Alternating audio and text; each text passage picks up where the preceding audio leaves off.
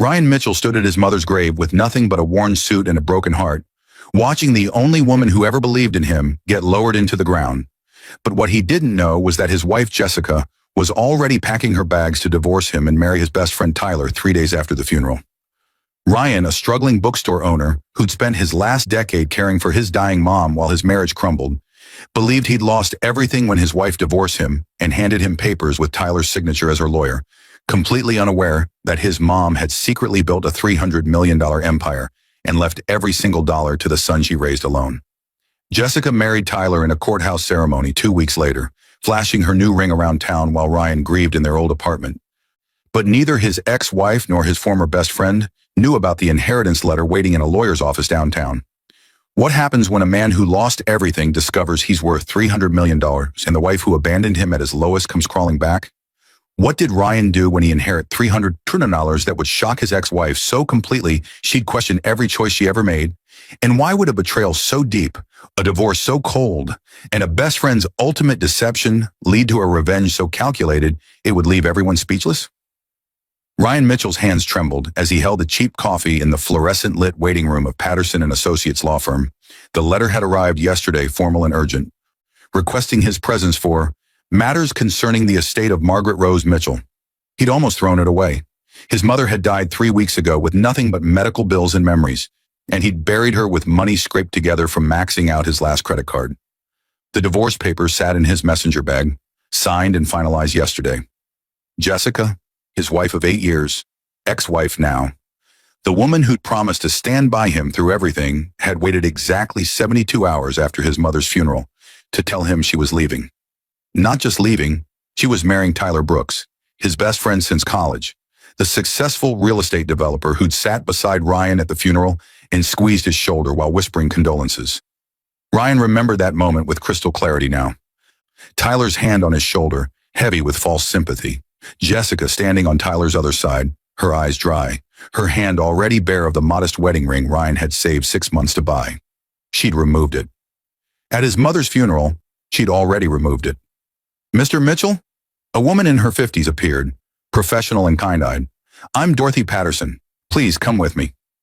The office smelled like leather and old books, reminding Ryan painfully of his own struggling bookstore, the one Jessica had called your little hobby during their last fight. Dorothy gestured to a chair across from her massive desk and opened a file that seemed impossibly thick. "I understand this is a difficult time," Dorothy began, studying his face with an expression he couldn't read. "Your mother was a remarkable woman, Ryan. She was also one of my most meticulous clients for the past 30 years. Ryan blinked. "Client? My mom worked as a nurse. She could barely afford—" "Your mother," Dorothy interrupted gently, "was a brilliant investor and entrepreneur. She started with nothing, built everything in secret, and protected you from that world deliberately." The room tilted slightly. Ryan gripped the armrests. Dorothy slid a document across the desk. "Your mother's estate is valued at $307 million. You are the sole beneficiary. Everything, the investment portfolio, the commercial properties, the technology patents she acquired, the venture capital holdings, all of it transfers to you, effective immediately." The words made no sense. Ryan stared at the numbers, at his mother's signature. At the date, she'd updated this will 6 months before her death, when she could barely hold a pen. "This can't be real," he whispered. Dorothy opened another folder. "Your mother started investing in the early 80s with $500. She had an extraordinary talent for identifying emerging markets and undervalued companies. She bought property in Brooklyn before it gentrified, invested in tech startups before Silicon Valley became Silicon Valley, acquired patents for medical devices that became industry standard. She lived modestly, reinvested everything, and never touched the principal." "Why didn't she tell me?" Ryan's voice cracked. "She wanted you to build your own life, make your own choices, without the weight or temptation of wealth. She left you a letter." Dorothy handed him an envelope, his mother's handwriting across the front. Ryan's hands shook as he opened it. His mother's voice echoed through every word. "My dearest Ryan, if you're reading this, I'm gone, and you're probably confused and angry. I kept this secret because I needed to know you'd become the man I raised you to be without money influencing your path. You chose compassion over profit when you opened that bookstore. You chose love when you married Jessica. You chose sacrifice when you cared for me these last years instead of chasing success. Now I need you to choose wisdom. Money reveals character. It doesn't create it. The people in your life will show you who they really are now. Some will love you for what you have. Some will regret how they treated you when you had nothing. Don't let bitterness poison the good heart you've always had. Build something meaningful. Help people who are struggling like we did. And remember, you were never poor. You always had enough love to be rich in the ways that matter. I'm so proud of you. All my love, Mom. Ryan read it 3 times, tears streaming down his face. Dorothy sat quietly, letting him grieve. Finally, he looked up. What happens now? Now we begin the transfer process. I'll need you to make some decisions about asset management. But first, she hesitated. Has anyone else been informed about this inheritance? No, I just got your letter yesterday. Dorothy nodded slowly. I asked because your mother included specific instructions about discretion. She was very concerned about people who might suddenly take interest in you once your financial status changed. Ryan thought of Jessica, of Tyler, of the divorce papers finalized yesterday with Jessica already wearing Tyler's engagement ring to the lawyer's office. I understand, he said quietly. I'd like to keep this private for now. Dorothy smiled. Your mother predicted you'd say that. She also left detailed recommendations about handling what she called fair weather relationships. She was remarkably perceptive about human nature. Ryan left the office 3 hours later with new bank accounts, a financial advisor team, and a completely different life. He walked through the city in a daze, past the bookstore he'd have to close next month because he couldn't make rent, past the apartment he'd already moved out of, past Tyler's real estate office with its gleaming windows and photos of luxury properties. His phone buzzed. Jessica, can we talk? I feel like we ended badly. Tyler and I want to stay friends with you. Ryan stared at the message. 3 weeks ago, this would have destroyed him. The casual cruelty of it, the audacity. Now with his mother's letter fresh in his mind and $300 million in his future, he felt something unexpected. Not rage, not even satisfaction, clarity. He remembered everything now with new eyes. Jessica's gradual withdrawal over the past 2 years, always coinciding with Tyler's rising success.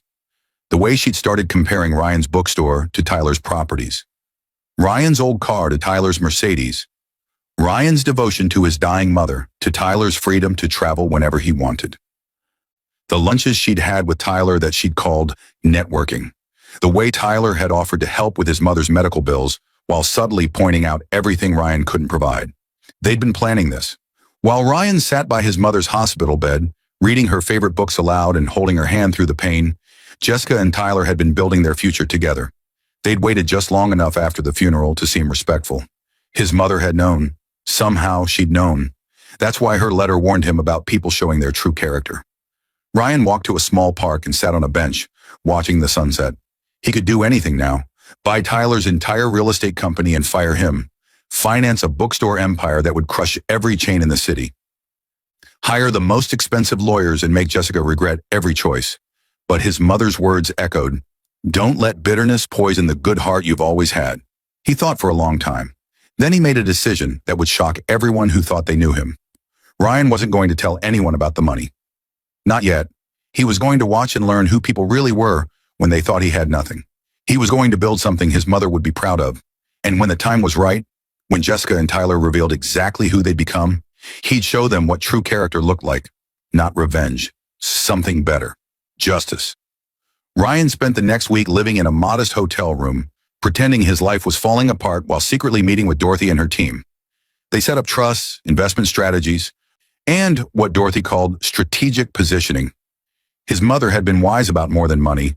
She'd left detailed notes about patience, timing, and the art of letting people show their true nature. The bookstore closing was real enough.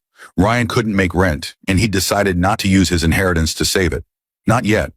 Instead, he worked his final days there, boxing up books and memories, while customers who'd known him for years offered condolences about his mother and awkward sympathy about his divorce. Mrs. Chen, who bought romance novels every Tuesday, hugged him. "That wife of yours never deserved you, honey. And Tyler Brooks, I never trusted that man. Too smooth, too many teeth in that smile." Ryan appreciated her loyalty more than she'd ever know. On Thursday, Jessica texted again. "Tyler and I are having a dinner party Saturday. We'd love for you to come. No awkwardness, I promise. We want you to see that we can all be adult about this." Ryan stared at the message with something close to wonder. The audacity was breathtaking. They wanted him at their dinner party, the celebration of their relationship built on his grief, so they could feel better about their betrayal, so they could tell their friends, "Look how mature we all are." Ryan's fine with it. He texted back, "Sure. What time?" Saturday arrived with autumn rain. Ryan dressed in his worn suit, the same one he'd worn to his mother's funeral, and took an Uber to Tyler's penthouse. The building was everything Tyler loved. Glass, chrome, expensive. The lobby dripped with wealth. Ryan remembered visiting here once, early in his friendship with Tyler, feeling out of place but impressed. Now he saw it differently. This was Tyler's armor, his proof of worth measured in square footage and views. The elevator opened to Tyler's floor. Music drifted from the open penthouse door. Jazz, sophisticated, the kind Tyler claimed to love, but never actually listened to. Ryan walked in. "Ryan!" Tyler appeared immediately, all teeth and practiced enthusiasm. He wore a cashmere sweater that probably cost more than Ryan's monthly bookstore rent used to be. "Man, so glad you came. Takes a big person to do this." Ryan shook his hand, noting how Tyler's grip was just slightly too firm, establishing dominance. "Wouldn't miss it." Jessica emerged from the kitchen, stunning in a dress Ryan had never seen. She'd lost weight. Her hair was different. She looked like money now, like she'd always wanted to look. "Ryan." She kissed his cheek, a gesture so familiar and foreign it made his stomach turn. "Thank you for coming. I know this is weird, but I really think we can all move forward positively." "Absolutely," Ryan said, his voice steady. "You both look happy." And they did. That was the thing that struck him most. Jessica glowed with satisfaction, and Tyler radiated triumph. They'd won. They had each other. They had money. They had this life. And Ryan, poor, grieving, divorced Ryan, was here to validate their choices by accepting his defeat gracefully. Other guests arrived, real estate developers, investment bankers, people who measured success in portfolios and property. Tyler introduced Ryan as my oldest friend with a hand on his shoulder, that same heavy hand from the funeral. Jessica played the gracious hostess, occasionally touching Tyler's arm with ownership. Ryan watched it all with the detachment of someone studying a play. He sipped cheap wine. Tyler had expensive bottles but served guests the middle shelf stuff and listened to conversations about market trends and vacation homes. Nobody asked about his mother. Nobody asked about the bookstore. He was furniture, a prop in Tyler and Jessica's narrative of enlightened post-divorce friendship. Then Marcus Freeman arrived, Tyler's biggest investor, a man worth billions who'd made his fortune in tech. Ryan had met him once, years ago, at another of Tyler's parties. "Tyler," Marcus boomed, "hell of a place you've got here. Must be doing well with those Brooklyn developments." Tyler's smile was pure smugness. "Can't complain. We're expanding into Queens next year. Actually, I wanted to talk to you about a partnership opportunity." "Always hustling," Marcus laughed. "That's what I like about you, Brooks. You know how to spot opportunity." His eyes landed on Ryan. "Don't I know you?" "Ryan Mitchell," Ryan said, shaking his hand. "We met a few years back." "Mitchell?" Marcus's eyes sharpened with recognition. "Wait, Margaret Mitchell was your mother?" The room went quiet. Tyler and Jessica both turned, confused. "Yes," Ryan said simply. Marcus's entire demeanor changed. "I heard about her passing. I'm so sorry. Your mother was extraordinary. She invested in my first startup back in '94 when nobody else would touch it. Gave me $100,000 and told me to build something that mattered. Changed my life." Ryan felt something crack in his chest. She never mentioned that. She wouldn't. Margaret didn't invest for recognition. She invested in people she believed in. Marcus studied Ryan with new intensity. "Are you in business? Investment?" "I own a bookstore." "Well, I did. It's closing." "A bookstore?" Marcus smiled, not mockingly, but with genuine interest. "Margaret told me once that she loved bookstores because they were places where people invested in ideas, not just profits." "What kind of bookstore?" "Small, independent, focused on local authors, community events, reading programs for kids." Ryan felt Tyler's stare burning into him, but kept his eyes on Marcus. "That's beautiful. That's exactly the kind of thing Margaret would love." Marcus pulled out his phone. "Give me your number. I'd like to talk more. I'm actually looking to invest in community-focused ventures. Bookstores, local businesses, things that build culture instead of just extracting profit." Tyler materialized at Ryan's elbow. "Marcus, you don't need to. Ryan's going through a tough time right now. Divorce, Financial troubles? I'm sure he's not really in a position to. I'm asking Ryan, not you, Marcus said coolly. And something in his tone made Tyler step back. Ryan gave Marcus his number.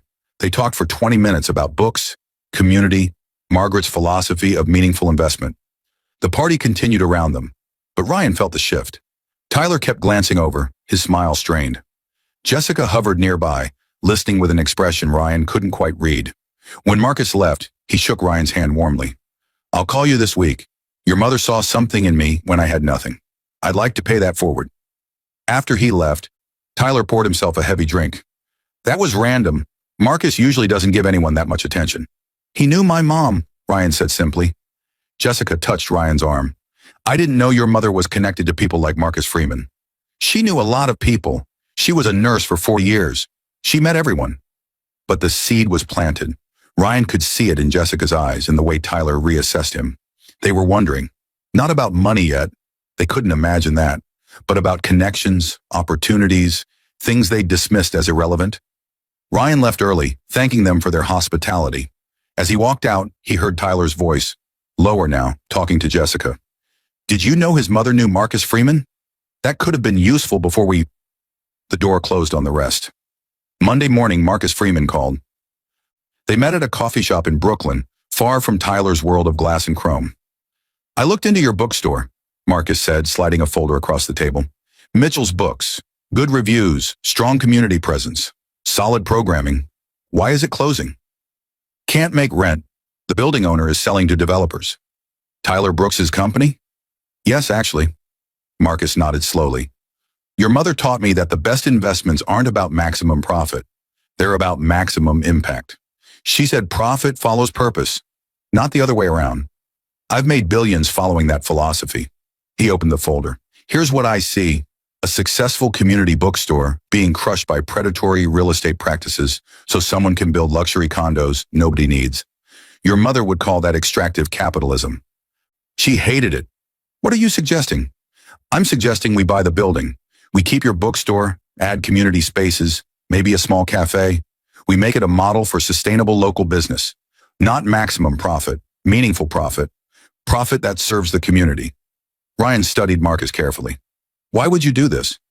Because your mother invested in me when I needed it, and she taught me that wealth is responsibility. Also, Marcus smiled slightly, because Tyler Brooks represents everything I dislike about modern real estate. Extractive, soulless, community destroying. Your mother told me once that she worried about people like him, people who measure worth in possessions rather than contributions. She said that? She said a lot of things. She was remarkably perceptive about character. Marcus leaned back. So, are you interested? Ryan thought about his mother's letter, about building something meaningful, about not letting bitterness poison his heart, but still standing up for what mattered. Yes, he said, but on one condition, we do this right. Fair wages, sustainable practices, genuine community involvement. Not just a vanity project. Marcus extended his hand. Your mother would be proud. The purchase happened quickly. Marcus Freeman's lawyers moved faster than Tyler's could react. The building that housed Mitchell's Books was sold to Freeman Capital before Tyler even knew it was happening. The deal included protections for existing tenants and strict requirements about maintaining community-focused businesses. Tyler called Ryan, his voice tight. Did you know Marcus Freeman was buying that building? He mentioned he was interested in community preservation. Community preservation. Tyler laughed bitterly. That's prime development property. We were going to... He stopped. Never mind. It's just surprising, that's all. Marcus usually doesn't get involved in small-scale stuff. Maybe he's changing his focus, Ryan said, and let the silence stretch. After Tyler hung up, Ryan allowed himself a small smile. Not revenge, just consequences. The bookstore reopened with funding for renovation. Marcus insisted they do it right. Better shelving, comfortable reading areas, a small performance space for local authors and musicians. He invested $2 million in what he called community infrastructure. Word spread. Local papers covered the story. Billionaire Marcus Freeman saves beloved bookstore, defies development trend. They interviewed Ryan, who talked about his mother's love of reading, her belief in community, her quiet generosity. He never mentioned the inheritance, never mentioned his mother's investments or wealth. Jessica saw the article. She texted, Saw the news about the bookstore. That's amazing. Marcus Freeman is incredible. You must be so excited. Ryan didn't respond. 2 days later, she texted again. Can we have coffee? I feel like we left things badly between us. I'd love to catch up properly. He deleted the message. Tyler called. Hey man, I'm sorry about how I acted about the building. That was petty. Marcus investing in your store is great. Really great. Listen, I'd love to take you out, celebrate properly, and I wanted to run something by you. If you've got Marcus Freeman's ear, maybe we could all talk about some partnership opportunities. Your bookstore could be a model. I've got ideas about community-focused developments that, I'll think about it, Ryan said, and hung up. He met with Dorothy that afternoon. They're circling, he said. Your mother predicted this. She called it the sudden value recognition phase. People who ignored you or betrayed you suddenly see potential utility, not because you've changed, but because their perception of what you can offer has changed. What did she recommend? Dorothy pulled out another letter, this one thicker. She wrote separate guidance for different scenarios. This one is labeled When the Vultures Notice. Ryan opened it. His mother's handwriting, still strong despite being written during her illness. Ryan, if people who hurt you are suddenly interested in friendship again, remember, they're not seeing you. They're seeing opportunity. Don't be cruel, but don't be a fool either. Test them. Give them chances to show genuine remorse or continued self-interest. Their choices will reveal everything. But here's the important part. Don't lose yourself in games. Don't become the kind of person who uses wealth as a weapon. Use it as a mirror. Let it reflect people's true nature back at them. Then decide who deserves a place in your future. And remember, some people won't change. Jessica chose comfort over love. Tyler chose opportunity over friendship. Those are character revelations, not temporary mistakes. Believe them. Ryan folded the letter carefully. She really did know everything. She was dying for 2 years, Dorothy said quietly. She had time to think about what mattered and what didn't. She used that time to protect you from every pitfall she could imagine. What do I do now? You live your life, build your bookstore, help your community, and when Jessica and Tyler show you who they really are, because they will, you'll know exactly how to respond. 3 months passed. The bookstore thrived. Ryan hired staff, built programs, created spaces for the community to gather. He lived simply, still in his modest hotel room, still driving his old car, still wearing his worn suits.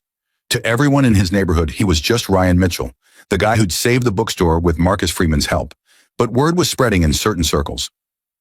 Marcus Freeman had introduced Ryan to other investors, other philanthropists. They'd heard about Margaret Mitchell's legendary instincts, her quiet empire, her son who'd inherited her values, if not, as they assumed, her fortune. Tyler heard the rumors. He called Ryan weekly now, suggesting dinners, partnerships, opportunities. Ryan accepted one dinner. They met at an expensive restaurant, Tyler's treat.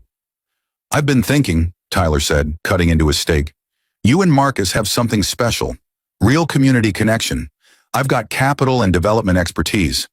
What if we partnered? We could do genuine community-focused development. Not the extractive stuff. Real sustainable growth. Ryan sipped his water. Why the change in philosophy? I'm realizing there's more to success than profit margins. Jessica has been pointing it out too. She always said you had the right values, even when He stopped, regrouped. Even when things were difficult. Jessica said that? She feels terrible about how things ended. She said so many times, the timing was awful, right after your mom's funeral. We weren't thinking clearly. We were caught up in our own stuff and didn't consider your feelings. Ryan set down his glass carefully. You were caught up in your own stuff. Yes, exactly. Tyler leaned forward. Listen, I know I screwed up. I know the way things happened wasn't right. But I've known you since college, man. That matters. And now we have a chance to do something meaningful together. Something your mom would have been proud of. The invocation of his mother made Ryan's jaw tighten. Don't what? Don't use my mother to manipulate me. You never knew her. You visited once in 2 years while she was dying. Once. For 20 minutes. You brought expensive flowers she was allergic to and talked about your properties the entire time. Tyler's face reddened. That's not fair. I was busy. I didn't know she... You didn't care, Ryan said quietly. You didn't care because she was dying and couldn't offer you anything. Just like you didn't care about me once Jessica decided I couldn't offer her the lifestyle she wanted. Now wait a minute. I'm not angry, Tyler. I'm just clear. You're here because you think I'm connected to Marcus Freeman's money. You think I'm a gateway to opportunities. You're not wrong about that. But what you don't understand is that I learned from my mother how to recognize people who love what you have versus people who love who you are. Tyler's expression hardened. So what? You're just going to cut me out? Forget 15 years of friendship? I'm not forgetting anything. That's the problem. I remember all of it, including the parts you'd prefer I didn't. Ryan stood, placed money on the table for his meal. The bookstore is doing well. Thanks for asking. I'm helping 3 other community businesses Marcus is investing in. Also, thanks for asking. And I'm starting a foundation in my mother's name to support small business owners facing predatory real estate practices. Really appreciate your concern about all that. He walked out. Tyler didn't follow. Jessica called the next day. Her voice was tight, controlled. Tyler said you basically accused him of using you. That's not fair, Ryan. He genuinely cares about you. Is that why you're calling? To defend Tyler? Silence, then. I'm calling because I think we need to talk. Really talk. Can I come by the bookstore? Why? Because I owe you an apology. A real one. Not the surface stuff I said before, but I need to explain some things. Against his better judgment, Ryan agreed. She came that afternoon, dressed casually in a way that seemed calculated to remind him of better times. She walked through the renovated bookstore, touching spines, examining the reading spaces. It's beautiful, she said finally. You really did it. Marcus made it possible. I heard rumors about your mother, that she was more than just a nurse, that she knew people, had investments. There it was. Ryan kept his expression neutral. My mother was a nurse who lived modestly and left me memories and values. That's all I need. Jessica turned to face him. I made a mistake, Ryan. Leaving you when I did, the way I did. It was cruel and I'm sorry. You're sorry. I am. I got caught up in Tyler's world, in the idea of security and success. I forgot what actually mattered. I forgot that you were always there, always steady, always kind. And now, she moved closer. Now I see what Tyler really is. He's obsessed with climbing social ladders, with making deals, with impressing people. He doesn't actually care about community or meaning. He cares about looking like he cares. And you think I'm different? I know you are. You always were. I was just too shallow to appreciate it. Her eyes were wide, sincere. I think we ended things too quickly. I think if we'd waited, if I hadn't been so impulsive, you think we should get back together. I think we should talk about it. I miss you, Ryan. I miss us, the real us, before everything got complicated. Ryan looked at her, really looked at her. She was beautiful, polished, everything she'd wanted to be, and she was empty. He could see it now, the hollowness beneath the shine. No, he said simply. No? You don't miss me, Jessica. You miss the idea of me. Or maybe you miss what you think I've become, but you don't actually know who I am. You never did. That's not true. You left me 3 days after I buried my mother, the only person who ever really loved me unconditionally. You didn't even wait a week. You were already wearing Tyler's ring at the funeral. Her face flushed. I explained that. We got caught up. You got caught up in seeing an opportunity and taking it. That's fine. That's your choice. But don't come here now and pretend it was a mistake just because Tyler isn't what you thought he'd be, or because you heard rumors that my mother had connections. This isn't about money, isn't it? When did you start missing me, Jessica? Before or after you saw Marcus Freeman's name attached to mine in the paper? She opened her mouth, closed it, opened it again. You're being unfair. I'm being honest. My mother taught me the difference. Jessica's expression shifted, hardness creeping in. Fine. You want honesty? You were drowning, Ryan. Your mother was dying. Your bookstore was failing. You had no prospects. I couldn't watch you sink anymore. Tyler offered stability, a future. I took it. That's survival. You're right, Ryan said quietly. That is survival. But it's not love. It's not partnership. It's not what I want in my life. And what do you want? To pretend you're noble while you use Marcus Freeman's money to play hero? You're doing the same thing Tyler does, just with better PR. Maybe, but at least I'm honest about what I'm building, and I'm building it for the right reasons. Jessica grabbed her purse. At the door, she turned. You're going to regret this. Tyler and I are moving forward. We're making things happen. You'll stay stuck in this little bookstore playing community hero while the real world moves on without you. That's fine, Ryan said. I'd rather be stuck here with purpose than moving forward without one. She left. Ryan stood among his books, feeling lighter than he had in years. Dorothy called 2 days later. I think it's time, she said. Time for what? Your mother's final instruction. She wanted you to wait 6 months after her death, after the initial grief, after the opportunists revealed themselves. She left something at the office for you. Ryan met her that afternoon. Dorothy handed him a video file on a tablet. She recorded this a week before she died. She wanted you to see it after you'd had time to experience life with and without the people in your world. He pressed play. His mother's face appeared, thin from illness but eyes still sharp. Hi, baby, she said, and Ryan's throat closed. If you're watching this, it means 6 months have passed. It means you've had time to grieve, to adjust, to see who stayed and who left. I hope I'm right about what I predicted. I usually am. She smiled. That familiar smile that meant she knew more than she was saying. You have $300 million now, Ryan. That's terrifying and wonderful and complicated. Money this size doesn't just affect your life. It tests everyone around you. I knew that. I planned for it. By now, Jessica has left you. I'm sorry, sweetheart. I knew she would. I saw it in her eyes years ago, the way she measured love in tangible securities. She didn't love you. She loved the idea of you loving her. There's a difference. Tyler revealed himself too, I imagine. He was always the kind of man who measured friendship and utility. I never trusted him. He smiled too much at things that weren't funny. But here's what I want you to understand. They didn't betray you because you weren't enough. They betrayed you because they never were. That's not your failure. That's theirs. Now comes the important part. You have a choice about what kind of wealthy person you become. You can be Tyler, extractive, greedy, using money as power. You can be bitter, using wealth as revenge. Or you can be what I tried to be, someone who understands that money is responsibility. I built my fortune in secret because I wanted you to build your character without it. You did. You chose kindness over profit. You chose care over convenience. You chose love even when it cost you everything. Now I'm asking you to choose purpose. Don't hide your wealth forever. Use it. Build things that matter. Help people the way I tried to help people. Create opportunities for those who deserve them. And, this is important, don't be ashamed of having money. Be intentional about using it well. There's an account Dorothy will show you after this video. It's separate from the main inheritance. I've been setting aside money for years specifically for people like you. People who were kind to me, or who struggled despite doing everything right, or who just needed a chance. I want you to be in charge of that fund now. $100 million dedicated to giving people the opportunities I never had. You'll know who deserves it. Trust your instincts.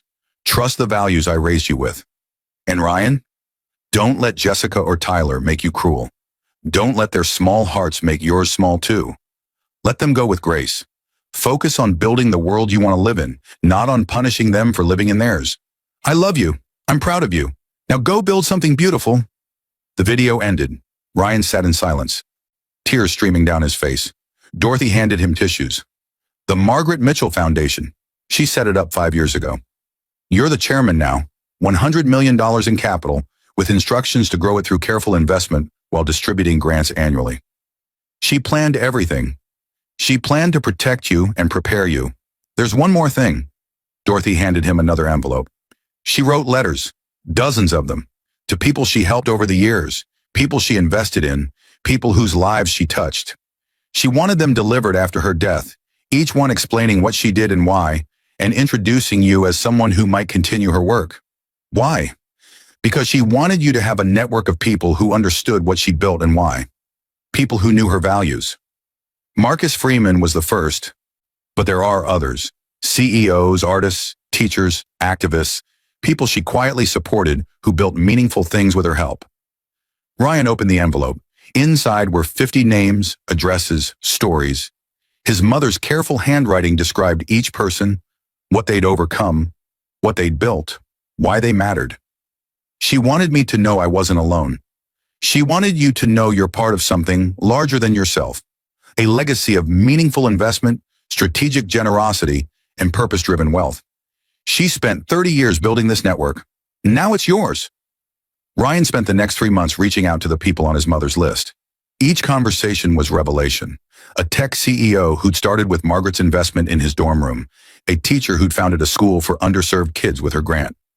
an artist whose gallery existed because Margaret believed in beauty, a nonprofit director whose organization fought food insecurity because Margaret understood hunger. They all knew his mother. They all grieved her. They all wanted to honor her by supporting him. Marcus Freeman organized a gathering, not a party, but a memorial and planning session.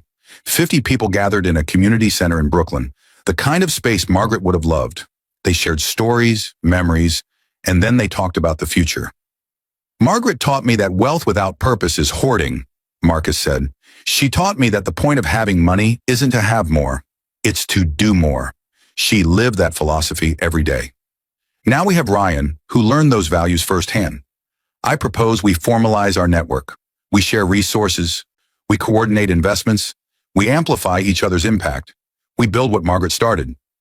Everyone agreed.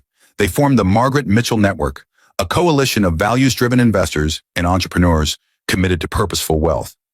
Ryan became the coordinator, the inheritor not just of his mother's money, but of her mission. News spread. The Wall Street Journal ran a feature, The Secret Billionaire, Margaret Mitchell's Quiet Revolution in Responsible Wealth. The article detailed her strategy, her values, her incredible financial success achieved without exploitation or extraction.